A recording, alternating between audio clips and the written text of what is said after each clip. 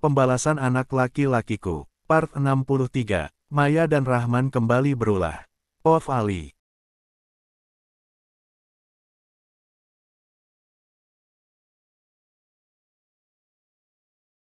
Tapi sepertinya kasus ini tidak akan berlanjut, ucap Om Handoko yang membuatku bingung. Karena menurut Andre, Om Handoko bahkan sudah menghubungi pengacaranya untuk membereskan perkara ini. Maksudnya gimana ya, Om? Tanyaku penasaran. Om Handoko tidak menjawab pertanyaanku barusan, dia malah menyodorkan makanan yang ada di atas meja. Sebaiknya kita makan dulu, nanti jika sudah siap makan kita akan bicarakan kasus ini, jawab Om Handoko sambil tersenyum. Aku menganggukkan kepala mengerti, karena sepertinya Om Hantuku bukan tipe orang yang ingin bicara saat sedang makan.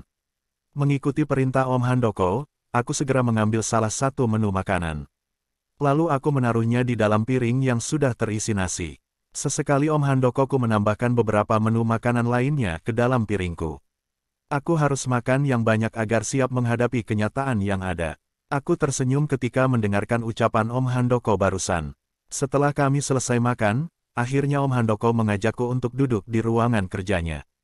Aku mengikuti langkah Om Handoko yang sudah duluan di depan. Jika aku perhatikan dari belakang Om Handoko dan aku memang sedikit mempunyai kebiasaan yang sama. Tubuh kami hampir sama tingginya, kami juga memiliki warna kulit yang sedikit gelap. Jika diperhatikan lagi kami juga memiliki alis yang sama. Aku tersenyum simpul ketika mengingat siapa ayah kandungku yang sebenarnya. Karena seumur hidupku tidak pernah ada dalam bayangan jika orang yang selama ini aku panggil ayah adalah orang lain. Kamu mau minum apa? Tanya Om Handoko ketika kami sudah sampai ke dalam. Tidak usah Om, aku masih kenyang. Jawabku sambil mengheyakkan pantat di atas sofa. Selama aku tinggal di sini tidak pernah sekalipun aku masuk ke dalam ruangan kerja Om Handoko.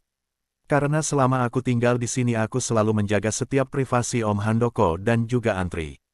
Jadi tadi maksud Om gimana ya? Tanyaku ketika melihat Om Handoko sudah duduk di sofa tepat di depanku. Jadi sekarang kami duduk saling berhadapan. Sepertinya kasus yang atas tuduhan penganiayaan itu tidak lagi berlanjut. Jawab Om Handoko yang aku balas dengan anggukan kepala. Om Handoko mendesah berat, kemudian kembali lagi melanjutkan ucapannya. Rahman mencabut tuntutannya ke kantor polisi. Saya tidak tahu apa yang menjadi motif kenapa dia sampai mencabut laporan itu. Tapi sepertinya dia memang mempunyai rencana lain lagi, ucap Om Handoko menjelaskan. Aku kembali menganggukkan kepala, mengerti dengan semua penjelasan yang dijelaskan barusan. Hanya saja aku juga penasaran kenapa tiba-tiba ayah mencabut laporannya. Kira-kira Om tahu nggak kapan laporannya itu dicabut? Soalnya yang aku tahu itu ayah sudah 3 hari dirawat di rumah sakit. Baru tadi sepertinya dia keluar dari rumah sakit, tanyaku sambil merebahkan tubuh pada sandaran sofa. Katanya sih tadi siang, saya menerima laporan itu dari pengacara, jawab Om Handoko seraya membetulkan posisi duduknya. Aku hanya mengangguk paham. Baguslah jika memang tuntutan itu sudah dicabut. Karena itu artinya kami tidak harus susah payah untuk memikirkan bagaimana caranya untuk keluar dari kasus tersebut. Ali, sebaiknya kamu pulang, karena ayah kalian dan istrinya sedang di rumah, ucap Uwa ketika panggilan sudah terhubung. Tadinya aku sedang menuju ke kantor, namun tiba-tiba saja nenek menelepon dan terpaksa aku harus menepikan mobil. Apa? Nek, beneran? Tanyaku lagi memastikan jika aku memang tidak salah dengar. Seketika aku mengingat lagi kejadian apa yang membuat mereka kembali datang mengusik kami.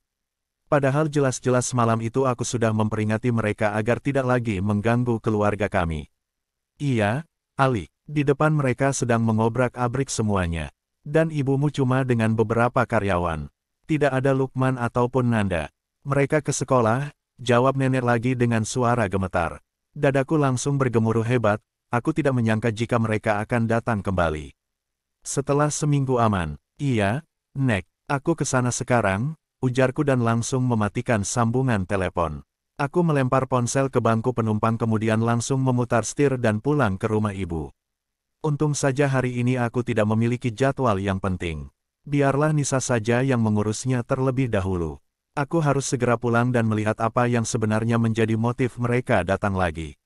Setelah menempuh perjalanan sekitar 30 menit, akhirnya aku sampai di depan ruko tempat ibu membuka usaha. Di depan sudah ramai sekali pengunjung yang datang namun tidak masuk ke dalam. Dengan cepat aku langsung turun dari mobil dan berjalan sedikit berlari. Di mana kamu sembunyikan anakku, Aini? Suara Tante Maya langsung terdengar ketika aku baru saja menapaki tangga kecil untuk masuk ke dalam. Suasana di dalam ruko sangat berantakan, beraninya wanita itu mengacak-acak tempat ibu mengais rejeki. Suara mereka ada di ruang tengah lantai 1, ruangan yang hanya disekat menggunakan triplex. Sehingga suaranya masih jelas terdengar sampai keluar sini. Ali, ibumu, ucapan nenek menggantung di udara. Dia menunjuk ke arah ruangan yang disekat. Aku mengangguk kepala mengerti kemudian berjalan pelan ke sumber suara.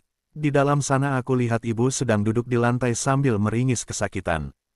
Karena Tante Maya menarik jilbab yang ibu gunakan jika kepalanya terangkat ke atas. Di sampingnya berdiri ayah yang juga menatap ibu dengan tatapan tajam. Mereka hanya bertiga di ruangan ini. Untung saja mereka tidak melihatku datang karena posisi mereka memang membelakangiku. Aku mengambil kesempatan ini untuk membantu ibu lepas dari dua orang yang telah merebut kebahagiaan kami. Aku mengambil pisau yang biasanya digunakan untuk mengupas buah. Kemudian berjalan pelan ke arah Tante Maya yang sedang menarik jilbab ibu. Aku nggak tahu kemana anakmu, Maya. Jangankan menyembunyikan dia, kenal saja tidak, ucap ibu sambil meringis kesakitan. Halah, alasan. Aku tahu anak kamu yang berandalan itu menyembunyikan Yuda di sini.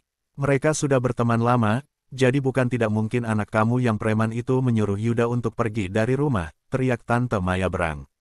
Lepaskan tangan kotor itu dari kepala ibu saya.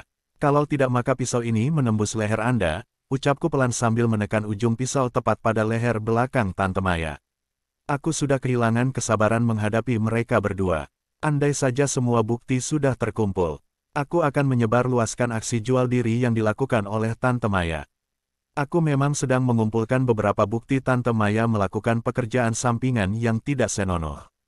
Namun hanya butuh selangkah lagi, aku akan membalas semuanya dengan setimpal. Ali, ucap ayah yang melihat ke arahku. Mungkin mereka tidak menyangka jika aku datang ke sini. Ayah membalikkan badannya menghadap ke arahku. Matanya awas melihat ke arah pisau yang ujungnya sudah mengenai tengkuk Tante Maya. Lepaskan ibu saya wanita biadab, desisku pelan tepat di telinga Tante Maya. Terlihat jelas jika Tante Maya gemetar, dia melepaskan cekalan tangannya dari jilbab yang dikenakan oleh ibu. Setelah merasa aman, ibu dengan cepat bangkit dan berlari ke belakang tubuhku. Ali, untung saja kamu cepat sampai. Mereka sudah gila, ucap ibu gemetar.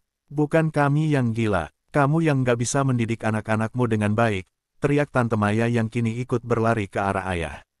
Aku sengaja melepaskan Tante Maya, karena jika sudah kalap, aku takut jika pisau ini benar-benar menembus lehernya. Ada begitu banyak pertimbangan yang harus aku pikirkan jika harus membunuh mereka berdua. Penderitaan yang kami rasa dulu hingga sekarang, juga harus dirasakan oleh mereka berdua. Tidak akan aku biarkan mereka lepas begitu saja. Iya, Maya benar, Aini. Kami tidak akan mungkin kemari kalau anak kamu tidak membuat ulah, bentak ayah yang melihatku dan ibu secara bergantian. Lihatlah, bahkan aku masih menyebutnya ayah meski di dalam hati. Memangnya apa yang sudah saya perbuat? Bukankah malam itu sudah jelas, kalau hubungan kita sudah putus dan jangan pernah lagi mengganggu keluarga kami, sahutku menatap penuh amarah pada dua manusia tanpa hati. Sekarang jawab dengan jujur, di mana kamu sembunyikan anak saya Yuda, tanya Tante Maya sambil berkacak pinggang.